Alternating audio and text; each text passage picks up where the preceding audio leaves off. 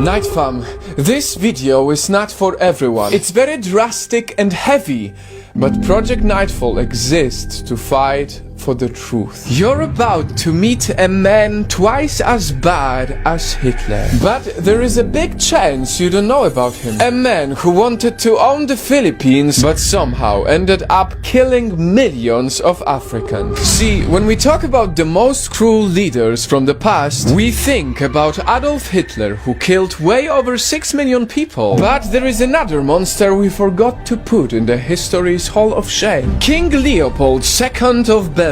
Leopold II murdered about half of Congo's population. That is an estimated 15 million African children, women and men, and he was killing them in unimaginable ways. So why don't you know about him? What I'm about to say is very sensitive, but it's true.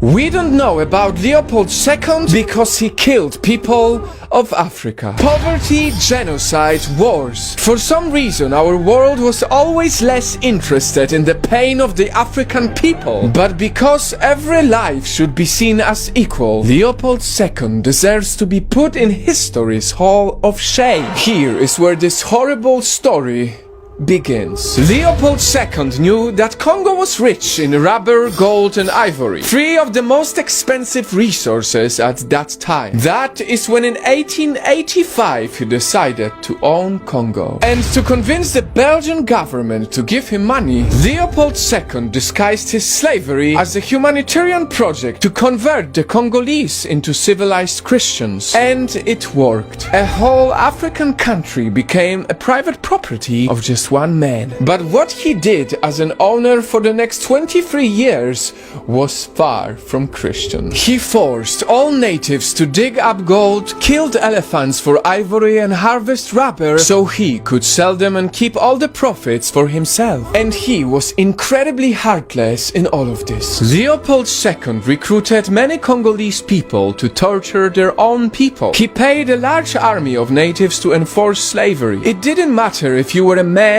woman or a child. If you didn't work hard enough, your hands, arms or legs would be cut off. Just take a look at this man named Nsala staring at the chopped off limbs of his 5-year-old daughter, all because he failed to get enough rubber on that day. In 23 years, because of Leopold II's greed, 15 million people died in horrible ways. Until they finally broke their chains from Belgium in 1960. 60 years later, Belgium has not yet formally apologized for all the atrocities Leopold II did. It only expressed regret for the violence Congo suffered. Millions dead and no apology. Ladies and gentlemen, I expose this horrible part of history only because we never cared enough for people of Africa, and we need to do better than that. Because only when we open our eyes to the terrors of the past, no matter the country or the skin color, only when we expose all the Hitlers of our history by putting them in the history's Hall of Shame, only then we will be able to say that every life